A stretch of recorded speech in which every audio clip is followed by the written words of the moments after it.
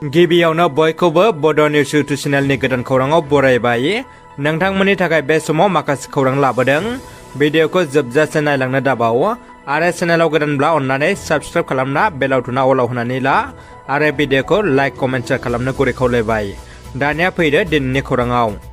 आलियारन सावथुनखौ दासिमबो नायनो होननानै नेनानै थानाय रायजो राजाफोरनि थाखाय मोनसे गोजोनथाव खौरां। रायजो राजाफोरनि गाहामथार खाबुनि थाखाय गोदान बोसोर 2 जानुवारि खालारनिफ्राय 20 खालारसिमनि गेजेराव बड'सा फिल्म प्रडाक्शना आलियारन सावथुनखौ सिगांनि बेसेननिख्रुइ गोबां खमसिन खालामनानै दिन्थिनो थाखाय आखायाव लादों। गोदान बोसोर हाबनाय लोगो लोगो बिटिआर ओनसोलनि रायजो राजाफोरनि थाखाय लानानै फैगासिनो दङ प्रमद बर' दैदेननाय सोरखारा माखासे मोजां खौरां। बे मोजां खौरांफोरा जादों 1 नम्बराव दङ गोदान बोसोर हाबनाय लोगो लोगो दमासिनि सिगाङावनो गसाइगाव ओनसोलनि 10,000 न'खरनो बिटिआर सोरखारा हानि पाट्टा राननानै होगोन। बेल' नङा, चिरां, बाक्सा आरो उदालगुरियावबो गासै 4,000 न'खरफोरनो हानि पाट्टाखौ होनाय जागोन।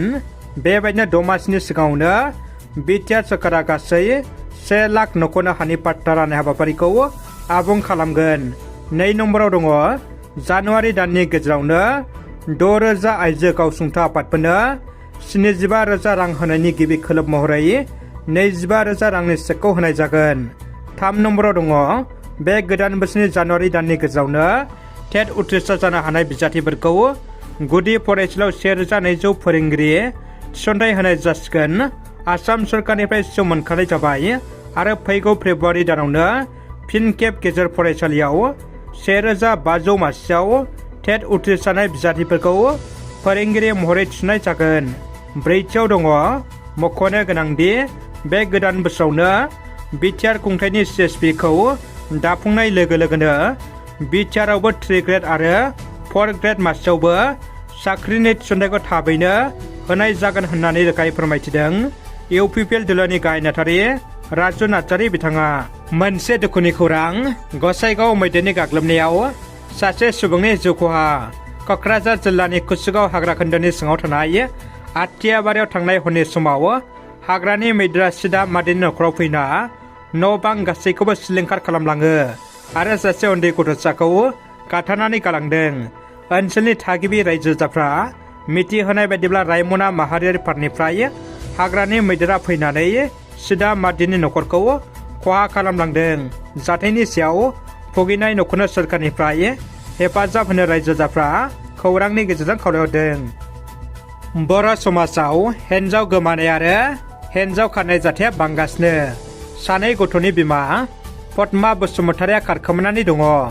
बे दाननिनो 12 अक्ट'निफ्रायनो खारखोमानानै दङ सानै गथ'नि बिमा पद्मा बसुमतारिया। क'क्राझार जिल्लानि गसाइगाव महकुमानि सिङाव थानाय सामदासगुरि गामिनि राजिब बसुमतारिनि बिसि पद्मा बसुमतारिया बहाबा खारखोमानानै दङ। मख'नो गोनांदि पद्मा बसुमतारिया 6 आरो 10 बोसोरनि सानै फिसा दङ। फिसायजों लोगोसे रायजो राजाफ्रा पद्मा बसुमतारिखौ नागिरबाबो मोननो हायाखै।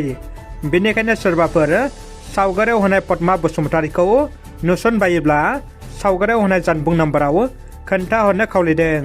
अजन्तायाव राम मन्दिर बेखेवनाय फोरबोनि थाखाय नेपाला जर'खा गोसोखां बिलाइ दैथायहरगोन।